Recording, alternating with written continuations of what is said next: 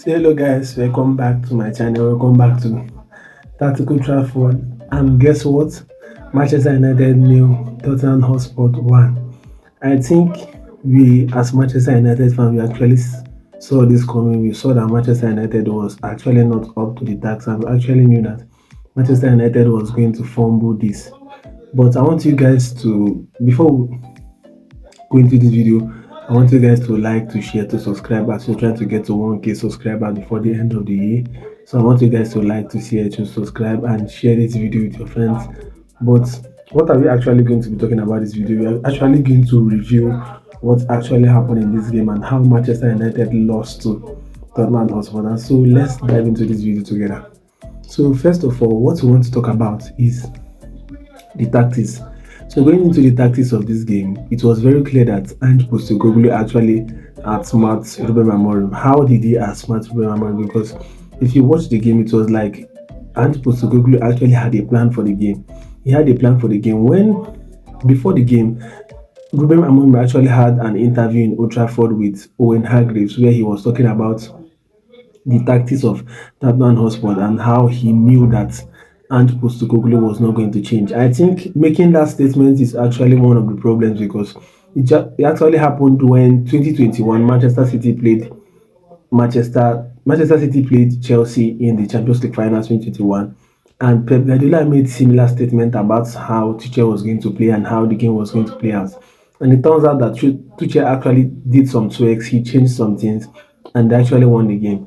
And I knew from that statement that Manchester United was not going to win because I think that as a manager, when it comes to an European finance, I think there are some statements that you have to withhold as a manager, and there are some things you're not supposed to talk about in the final. You're just supposed to be like very open and very passive in some of your comments. And I think that was I think what that was one of the issues that started building up to the loss because definitely you cannot come out about and say that a coach is not going to change. You know that he's not going to change. It's not going to be possible given that they have not won an European final for like 30 something years. The last time they won an European final, which is the Europa League, was 1984. Never mind, they were the first team to win this Europa League in 1972. So that's why, actually, if you watch the game, this is not Ange Postecoglou pattern. He played the finals to win. He didn't play with his pattern because if he had insisted with his high line, with his stubborn pattern, with everybody pushing high, he would have actually lost.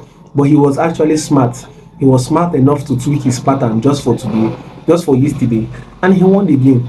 So that was what actually happened. If you look at the game, he didn't play the high line like that. I think when he played the high line and everybody moving forward was just at the beginning of the game, when he saw that he couldn't play that and Tottenham had the lead, he had to just switch everything in the second half. And that's actually painful in the part of Manchester United because we actually saw that nothing was working. And all the loopholes that Ruben Amorim was actually looking in Tottenham's side, Tottenham actually treated all those loopholes. They actually made sure that those loopholes that they were going to be exploited by, those loopholes was actually shut down.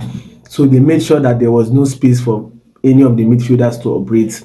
And you could see that whenever Manchester United wants to lose again, Bruno Fernandes he's definitely going to be out of that game. He's definitely not going to show. And it was very evident yesterday. He was actually not on his best performance. He was sleeping on the ball. He had a lot of wrong passes. So I knew that that was the moment that Manchester United was going to lose that game because there was a lot of flaws. Instead, it was Casemiro trying to detect them, trying to do a lot of things. But now, if you look at the tactics, just like I said, Ange Postecoglou actually he has smarted Ruben Amorim in every part, in the sense of that he actually played a mid block and counter attack. That's what he actually did. I was actually angry with Ruben Amorim from his team selection. So let's go over to the team selection. If you go over to the team selection and you look at the team that started against Atletico Bilbao, you will find out that there was actually a lot of difference and a lot of changes. And if you look at Manchester United, you will find out that Lenny Euro has been actually wonderful in the left centre back. And moving him to the right centre back is actually very, very, very, very bad. Nusai Majraoui has been wonderful in the right centre back. Moving him to the wing back, and it didn't work in the first half. Actually expected Ruben Amorim to make changes, to make tactical switches, to make a lot of things. But instead, he insisted for the next 70 minutes. He insisted until it was 70 minutes, which actually that was the point I knew that we were going to lose because in an European final, when you're playing against a team that has not won a cup for a very long time, and you started with a particular pattern, you get to some point whereby you have to say, okay, I have to change things up, and I have to do some tactical changes. But he insisted. Hoyland was not definitely not going supposed to start that finals because we all know that he has been bad for a very long time. And it got to the finals, you played him for 45 minutes and it didn't work out. What I expected from him as a manager was to change him, but instead he insisted with playing Hoyland, which was one of the situations that really got me angry in the final. So honestly, I felt that if okay you wanted to start Hoyland, he would have been substituted after the first half. Mount was not in the game; he would have been substituted for Alejandro Garnacho in the second half, and also Bruno Fernandes would have been taken forward. Ahmad was not in the game. I think no player is above substitution, and Bruno Fernandes also is not above substitution. If they are not playing well, sometimes the biggest players don't actually show in the finals. It has been proven when Ronaldo and Messi was in their prime. In European finals like this, sometimes, not all the time, sometimes they are being marked and they don't show in the finals. So I think what he would have done something different. I really, really think that he would have done something different because if you look at the lineup we started with in the Atletico Bilbao match and the lineup we started in the finals, it was completely different and he made everything so bad.